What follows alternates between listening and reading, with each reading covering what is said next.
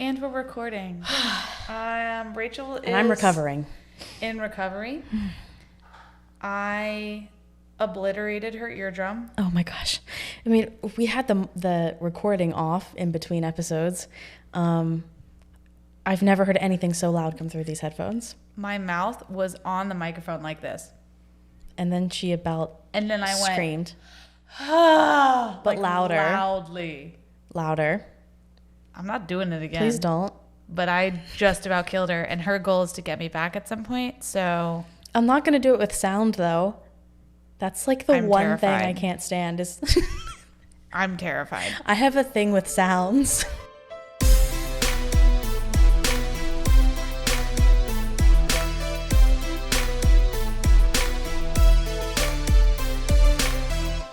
So anyway, it's part 2.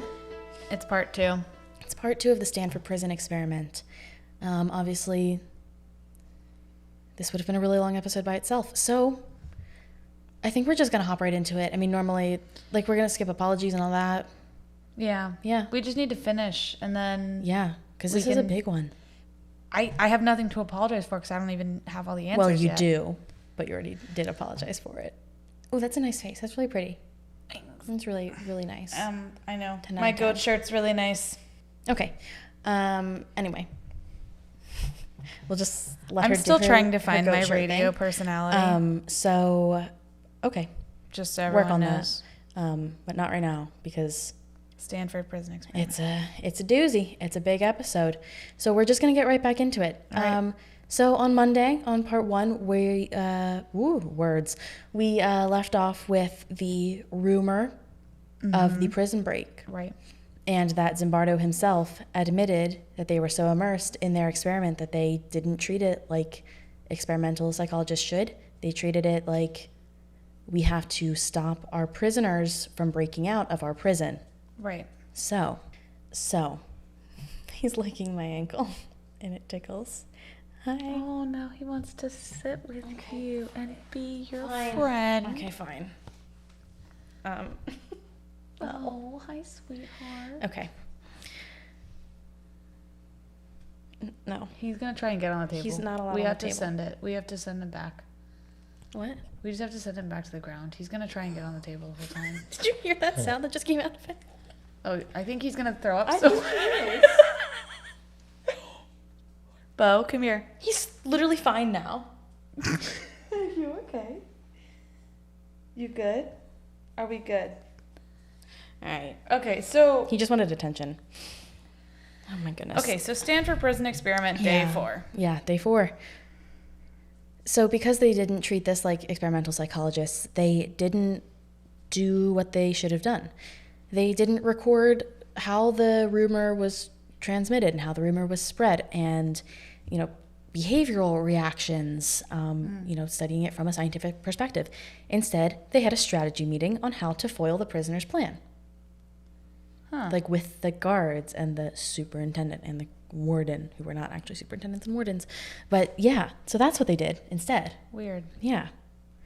Now they had some pretty brutal plans in place. They even begged the local police for help. They refused. And Zimbardo spent all day sitting alone, waiting for 8612 to return and help the current prisoners. Did he believe that, or was this them just... No, he thought it was going to happen. Everyone thought that he was going to come back and help with a prison break, or at least there would be a prison break if he didn't come back. Here's the thing. Nothing happened. He didn't come back. There was no attempt for a prison break. Nothing happened. Crazy. Who would have thunk that in a scientific experiment in a controlled environment? Well, but there were a lot of crazy things that happened. Crazier things have happened. I guess. But instead, who came through the door?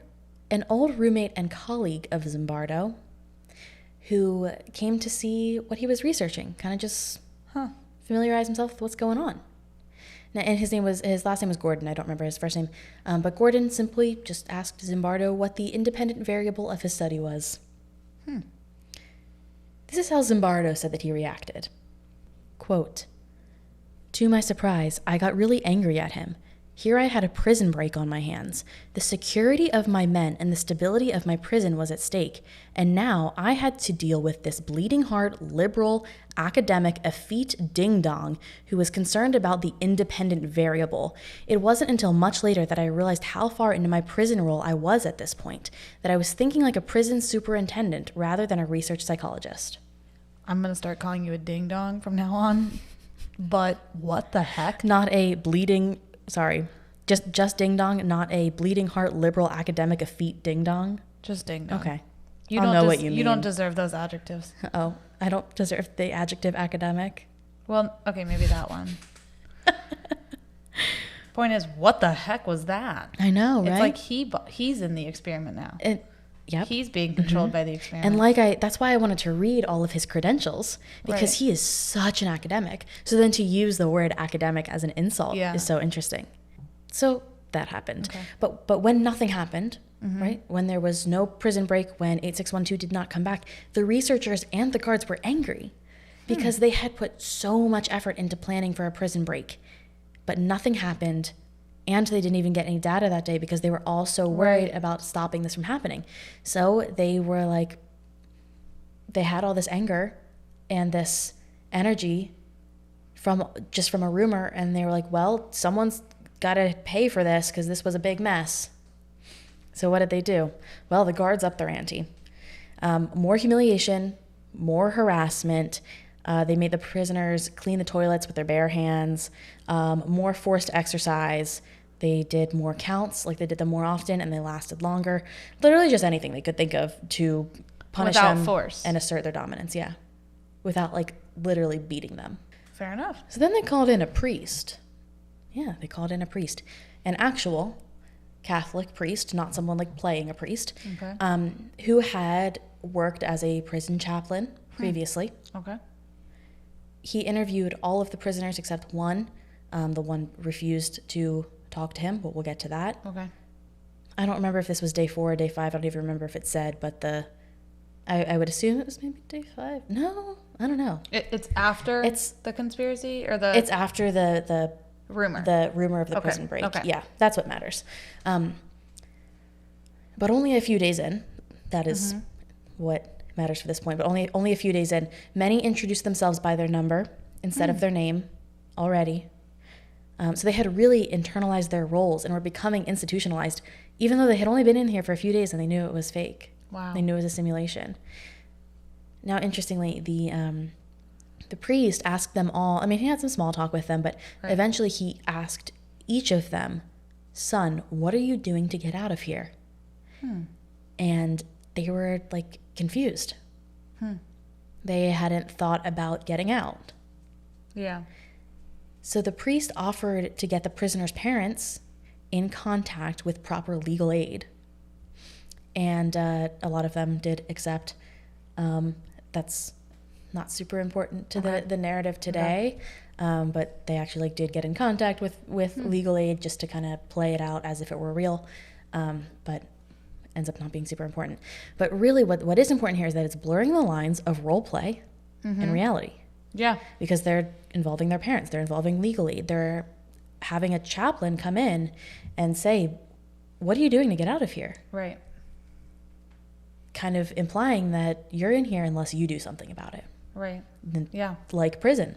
Yeah. So let's talk about 819.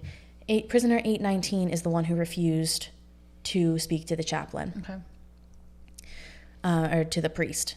He had not been feeling well, and he had asked to speak with a doctor instead. And eventually they convinced him to come out of his cell to talk and figure out what he needed, because for a while he just refused to come out of his cell at all.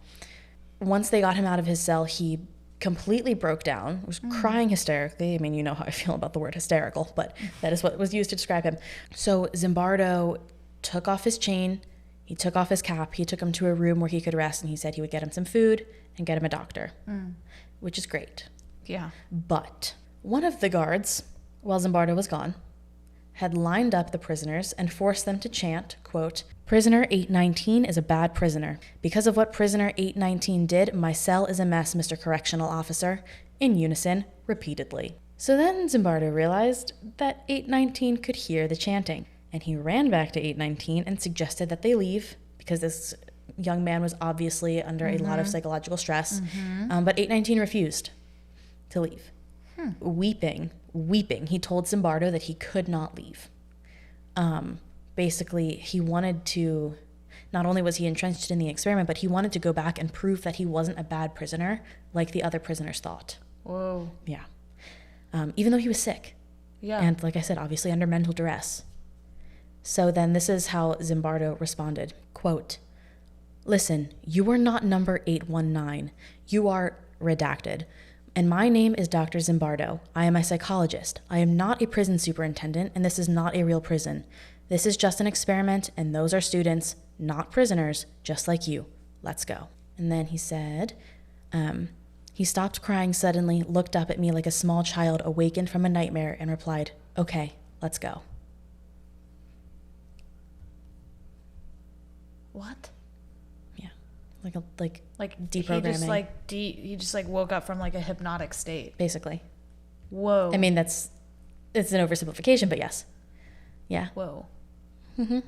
So a day later, all prisoners who believed that they had grounds for parole were brought before a parole board, a mock parole board. And one question that one question that they were all asked was if they would forfeit their $15 a day in order to be paroled. And a lot of them said yes. And then after this happened, the discussion in front of the parole board went down. They were asked to wait in their prison cells while the board deliberated, and they obeyed. They just all went back to their prison cells. Fair enough. However, they could have just quit the experiment, and they would have lost their money. Yeah. But the experiment would have been over. And what they were asking for was for the experiment to be over, and they would give up their money. So they could have just said, "I quit, I'm going home." But instead, they asked for those conditions, and they obeyed when they were told to go back to their prison cells. Instead of just making the conditions happen at that moment. Instead of just saying, "I quit, I'm going home." The conditions would have been the same. As what they were asking for. So why obey? I mean, really, because in only a few days, their realities had been entirely reconstructed, and they felt completely powerless. Side note, the ex-con consultant was the head of the parole board and became the most hated authority figure. And after the experiment, he said that he had felt so sick of over what he had become, because he had known what it was like to be on the other side. He had had his parole denied for 16 years while he was in prison, but he became that in the experiment. Wow. It's so far that's one of the craziest things that I'm hearing is how each of the controllers of the experiment equally bought into the experiment. Kind of. Sort of. We'll get into that in a bit. Yeah. That's in these moments. That's actually the next thing I'm talking about. Okay, yeah. In these moments, both these two figures are kind of adopting their role. Right. Rather than remembering it's an experiment. In these specific instances. So, yeah. The next thing I was going to talk about are the results. So they are all equally adopting their roles, like you said. The difference is how they are adopting their roles. Yeah. So I said earlier that about 1/3 of them showed sadistic tendencies. So that they found that there were 3 different types of guards. Okay. There were the tough but fair guards, kind of middle of the road. Yep. Introducing punishment when needed, but also not crossing the line at least as much. And then there were the good guys that would kind of reward good behavior and not participate as much in some of the brutal punishments. And the third type were the hostile authoritarians who enjoyed their power and enjoyed humiliating the prisoners. Those would be the 1/3 with the sadistic tendencies. Right. But interestingly, they said that none of their preliminary tests could predict who would fall into which category. There weren't any real patterns. The only pattern that they did find actually was for the prisoners. Yeah. Prisoners who were more authoritarian could withstand more punishment and humiliation and all that from the guards. Right. Okay. As if they're like, these people are in charge, I obey the people in charge, that kind of thing. Fair. Now with the prisoners, they found that the prisoners coped in different ways. Okay. Some of those ways included rebellion, emotional breakdown. Some of them had psychosomatic symptoms. One prisoner broke out into a rash when his parole was denied. Wow. And some of them responded by being good prisoners, trying to be. Yeah. But all in all, the guards had completely worn them down, and they had gained pretty much the blind obedience of all of the prisoners. So much so that when a new prisoner was introduced at one point, his number was 416, he was horrified by what he saw. Obviously, he was horrified by the way they were being treated, the way he was being treated. But the other prisoners told him not to fight it and just to give up because this was real and he couldn't quit. Instead, 416 went on a hunger strike and was put in solitary confinement. Wow.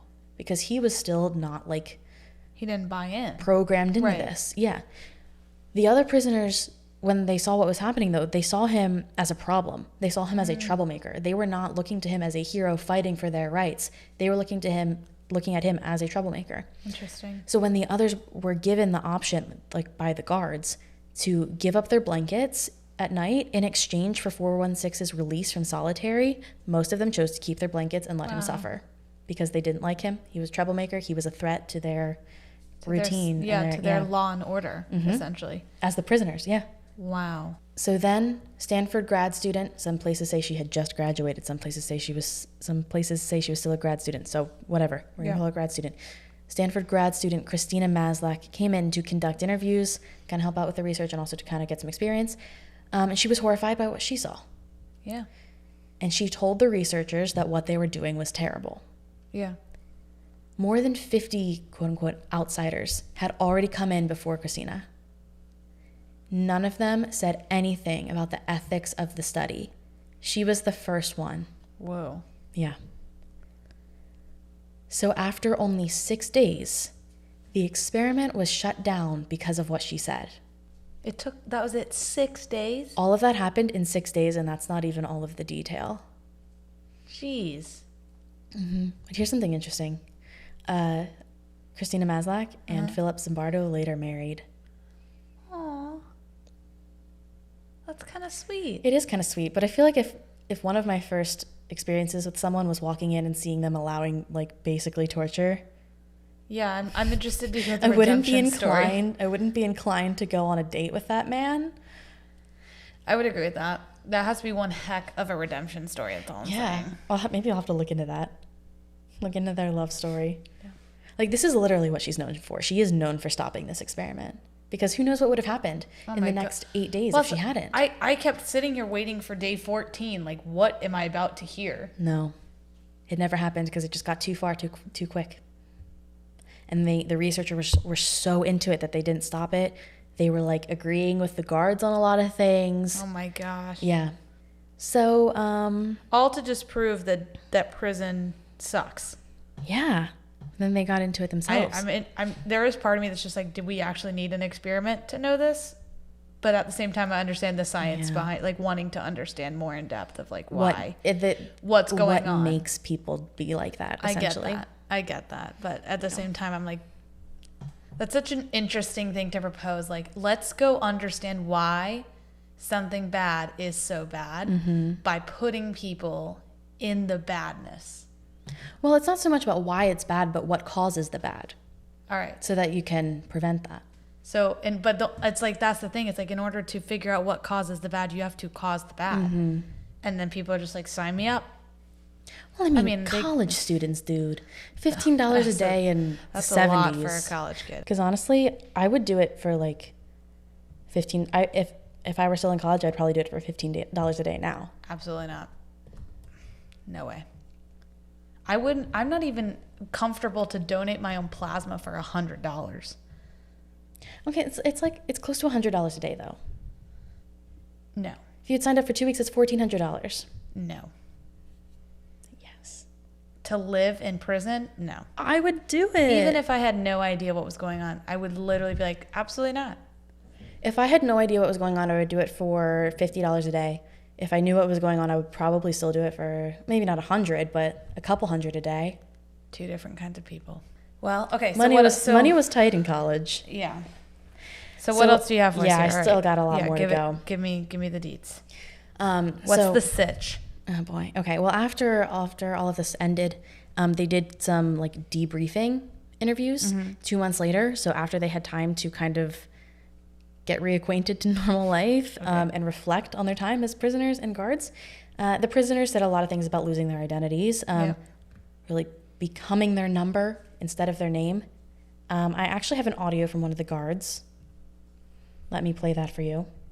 I had really thought that I was incapable of this kind of behavior.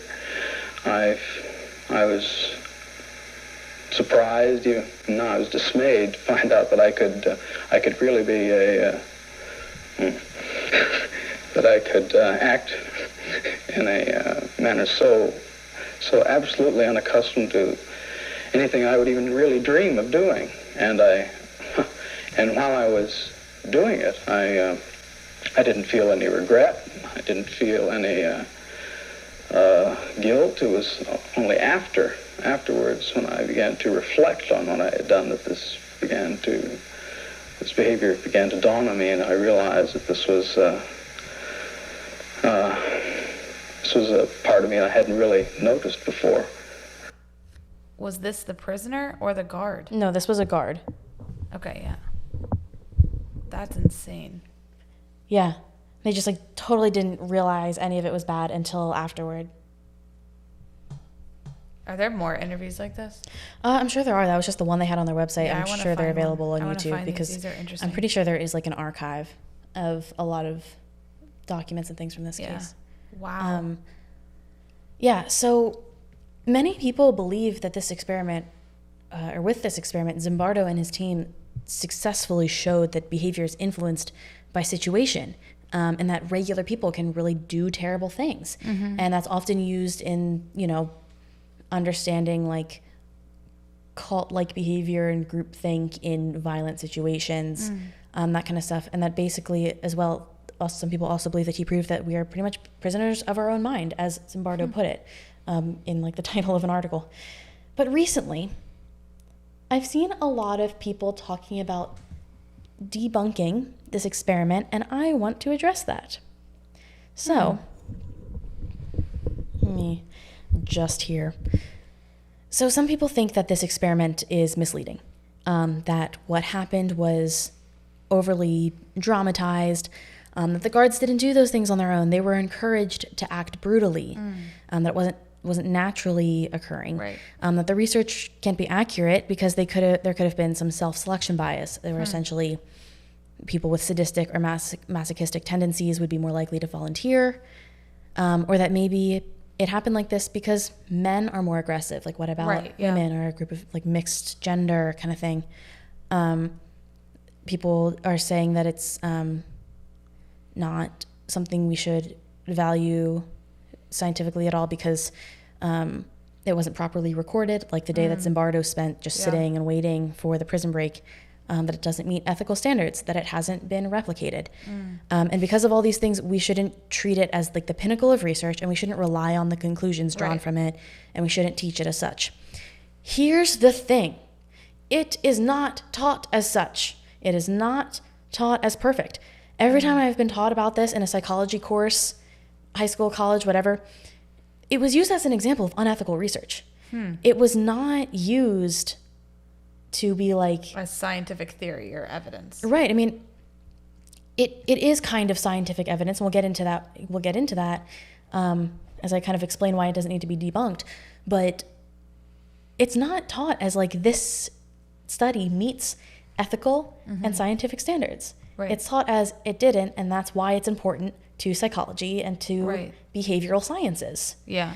So, I mean, first of all, every study has its limitations, especially with things like selection bias. Absolutely. This is not something that Zimbardo's not trying to hide anything. Right. In my opinion, he's really not. Yes, it wasn't recorded properly. We know that. No one's trying to hide that. Right. But that was like him not recording it properly and the researchers not recording it properly actually became part of the research, became part of the data itself. Right. The fact that Zimbardo became a participant in his own study when he meant to be an observer and a researcher, that is vital to the importance of the study. Right. It doesn't, negate the importance of the study. It makes it more important. It magnifies it. Right.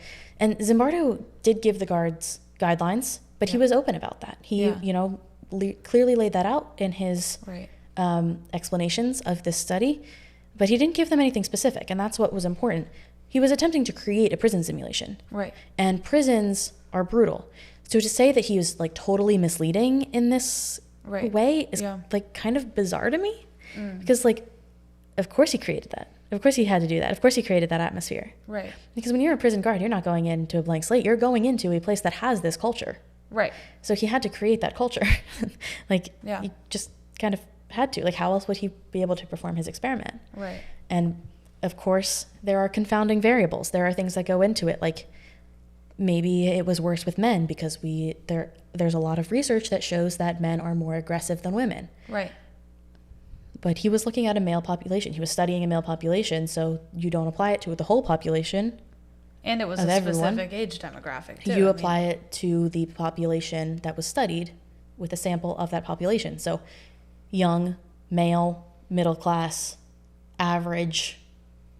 Predominantly white. Predominantly white. I didn't remember which ones I had said. Yeah. You apply it to that population, and also this was only one study. Like, this is basically a case study. Right. So you don't really apply it to the whole population until it's replicated. But that doesn't negate the importance of the study at all. It just becomes a case study rather than one that can be applied to everyone. Right. So yeah, I mean, those are some of some things that might be confounding variables. But I saw a study that was meant to point out how many confounding variables there were in Zimbardo's study. But it was so ironic because the study was meant to debunk the Stanford Prison Experiment, but the study that was meant to debunk it had so many confounding variables itself. Interesting. Like, they was basically having people predict what would happen. It was like, these people know about it, and like they're predicting what happens, but so did the researchers. The researchers were predicting what happened before it ever even happened, and now they're having people predict what's going to happen after it happened. It was like, come on, like, do you not see the irony here? Right. Also, it was the 70s, so, psychological research in the 70s didn't have the same, not guidelines, standards. Didn't have the same standards. Like, it was, come on, it's the 70s. We were finding our footing with psychological studies. But the thing about it being, like, overly dramatized, which it can, like, some people do dramatize it, like I did in the beginning for that reason. To kind of like tell a story with it. Yep. But it also was meant to be dramatic. Like, that was part of it because it was supposed to seem real.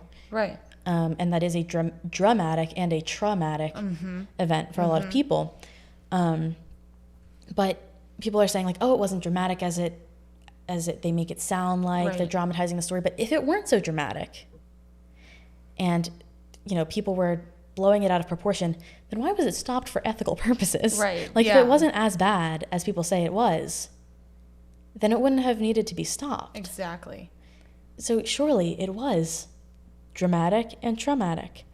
So, but my question is also like, even if it is dramatic, it should have been stopped regardless of the extremity of suffering. Right. So, I mean, no, definitely. But like,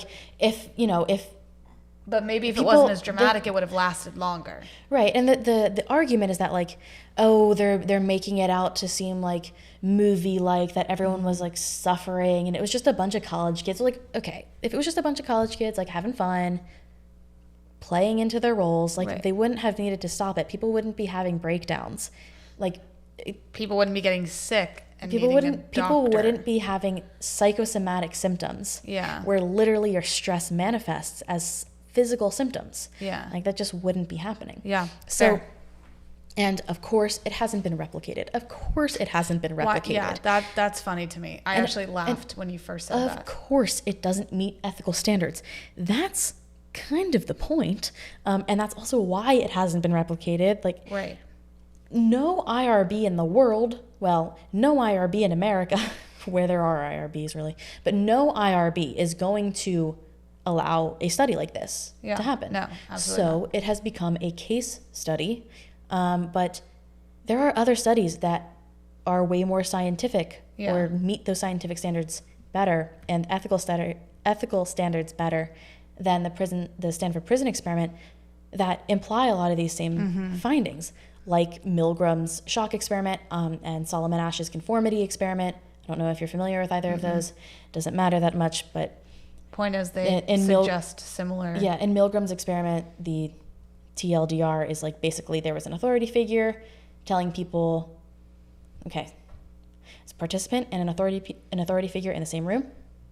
The participant was basically given access to like a system that would shock someone on the other side of a wall.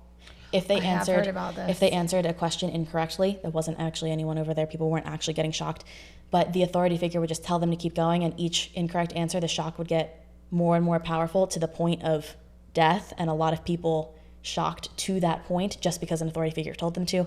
Conformity experiment, which that's actually something that people say about this experiment too, about Stanford Prison Experiment. They're like, oh, this only has to do with when there's an authority figure, like a charismatic leader. Yeah. That's when people conform. Well, yes, but that's not the only time that people conform. Solomon Asch did an experiment where participants, there was a group of participants, and all of them were in on it except for one. So they were shown a set of 3 lines, and well, they were given like a baseline line, and then they were given 3 lines to choose from to say which line of these 3 choices matches this one. And everyone who was in on it would choose one that was obviously incorrect. And people would go with the group rather than the obvious correct answer. Right. Like, and that's just 2 popular experiments, 2 well-known experiments. There's a lot of experiments on conformity and things like that, but people don't like this experiment because it implies that anyone could do terrible things. Yeah. So people want to debunk it. Sure. Even though I was going to say science. I mean, it is. Yeah. Psychology is a science, and this is science. It was just unethical science. Yeah. So, yeah, it's a lot easier to say, let's debunk this. Because it'll help us sleep better. Better. But, like, the point is, we know these things, and these things are right. I'm sorry, not right. These things are taught. Like, we know these things are taught. This is not a big conspiracy. There's nothing to be debunked. Like, this is how it's taught. Right. Yeah. It's not like no one's going around saying, this is the pinnacle of all psychological study. This is how all cases should be taught. Like, I mean, it is an important study. It is because of what they found, but obviously we're not going to replicate it. And obviously there's a lot of other variables that play into it, but that is how it's taught. It's not taught as perfect. It's not taught as this is truth and this is the only truth. Right. Like, there's nothing to be debunked. The only thing to be debunked about it is improper conclusions that are drawn by people who don't understand the study, but that goes for all studies. Well, and I think it's interesting because I think that same principle applies to anything, like even history. Things that happen in history, we don't have to like disregard them or get rid of them or pretend they didn't happen just because they're distasteful. You know, there's an element of understanding and, to your point, applying it in the correct way, where in terms of this case, speaking in psychology, it's used as an example of what not to do, and also helps with thinking what is human behavior, what is human nature. I would say that the history analogy applies for the ethics of this for sure. The validity of the experiment is a little bit apples and oranges with history, but you're right. In terms of the ethic part, I think regardless, ethically speaking, no matter what time period we're in, no matter what field you're in, there will be moments in the history of that subject or that science that are unethical. Yeah, especially in psychology, because it's much more recent. It's much more new. And it's human beings. Like at some point, I mean, I guess everything kind of relates to human beings, but studying a human being, there's no way to like do a pre-test on an animal. I mean, I guess people will do that. But a lot of psychological experiments are done on animals. But I guess my point is, at some point, in order to get conclusive data on a human being in psychology, you have to experiment on human beings. Right. So I think it's not excusing behavior, to your point. We don't just say like, oh yeah, it's fine. Like you were just trying to do science. It's like, no, that wasn't okay. And he fully admits that what he did was wrong. Right. Like that he reacted incorrectly, that he was blind to what was going on. Which just, I think, makes the data all the more compelling. Right. Much more compelling. That even the world-renowned psychologist found himself caught up. I think this is super interesting. And to your point, I think it's important to recognize it, especially in fields of psychology where it's like we don't have to just get rid of it. Right. It happened, and it's awful. I got so fired up when I started like finding all of the things about like debunking it. I was like, guys, like, it's ironic because there's nothing to debunk. There are no conclusive results. The experiment was canceled. Like, yeah, 6 days there's in. nothing to debunk. No one claimed it had any like concrete, conclusive evidence. Yeah, and it's like the researchers themselves admit like this isn't the full data, and we didn't react correctly. Crazy. Yeah, so there's no big conspiracy. So yes, it is flawed, obviously. Right. But everyone knows and admits that. Even Zimbardo. Even the researchers and participants. But like I said, that's what makes this experiment important in the field. So the fact of the matter is that, unfortunately, a lot of these tactics are used in prisons every day. Yeah. And when you're immersed in that culture, you often become a product of the culture, whether it be as a dehumanized victim or as a controlling guard. Yeah. Of course, people do like to make this study like, oh, it's all nurture and it's not nature. It's like, well, okay, not really. We're all kind of both. But you become a part of the culture that you are entrenched in, whether that's good or bad. I know I've mentioned before that I took a forensic psychology course in college.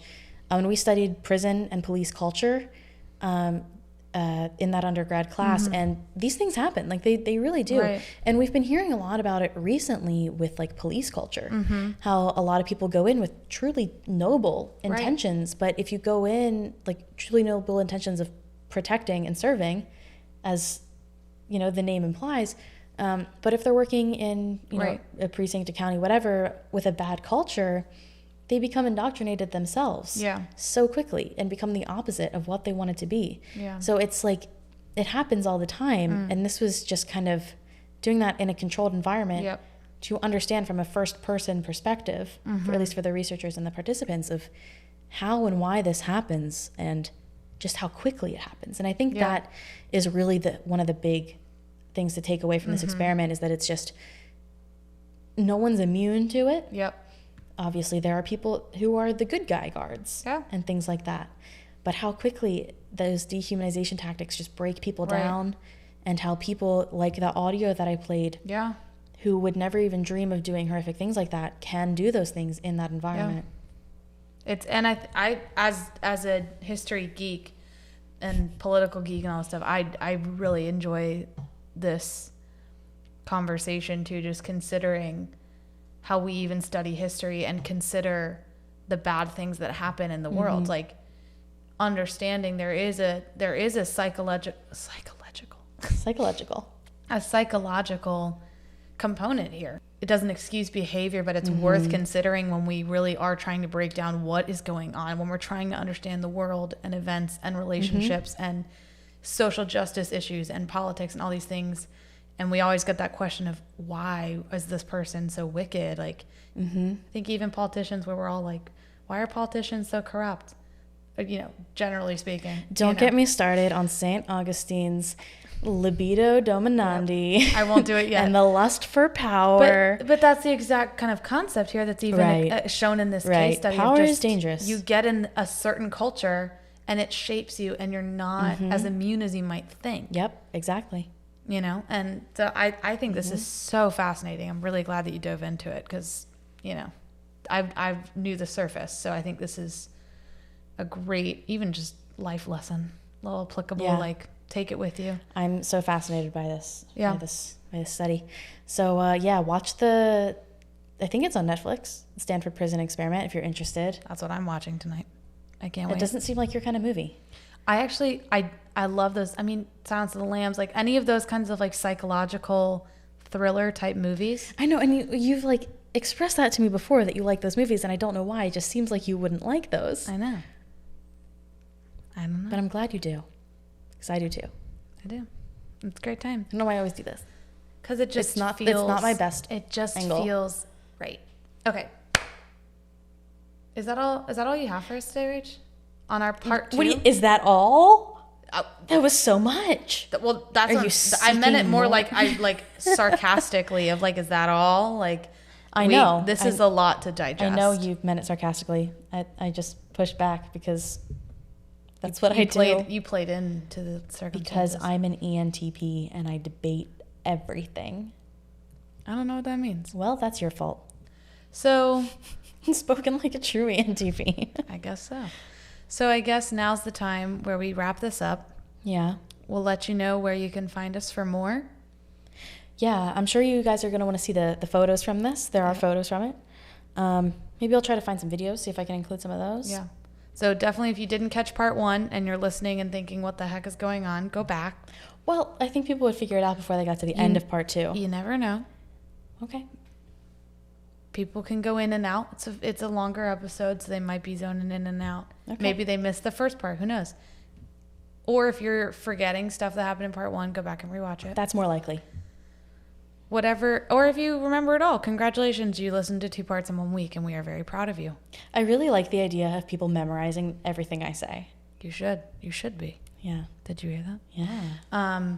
So where you can find us and where you can see some of these pictures that Rachel will be providing is on our Instagram, HYPERFOCUS Pod, Twitter, HYPERFOCUS_pod, TikTok, HYPERFOCUS Pod, YouTube. YouTube and Facebook are both HYPERFOCUS: a podcast for chaotic minds. And then email. HYPERFOCUScast@gmail.com. Fan mail, love letters, topic ideas. I don't know, anything. Favorite color. Say I'm hi. still looking for that. Or just, What? I just want to know people's favorite color. It says a lot about a person. What's your favorite color? Cinderella blue. The color of my goat shirt. That makes a lot of sense. I don't know why. I'm blonde. No, that's not why. I mean, it doesn't hurt, but that's not why. Or if you have answers to Rachel's questions. What are Rachel's questions? Why my favorite color might be blue. Oh.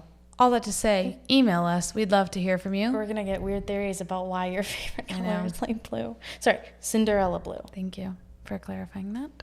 It's the color of my laptop so high case maintenance. too. There's no case on your laptop. Laptop cover sleeve protector protector. That's what we're calling. We're both doing the I know. It just feels right. So we'll see ya on the next episode.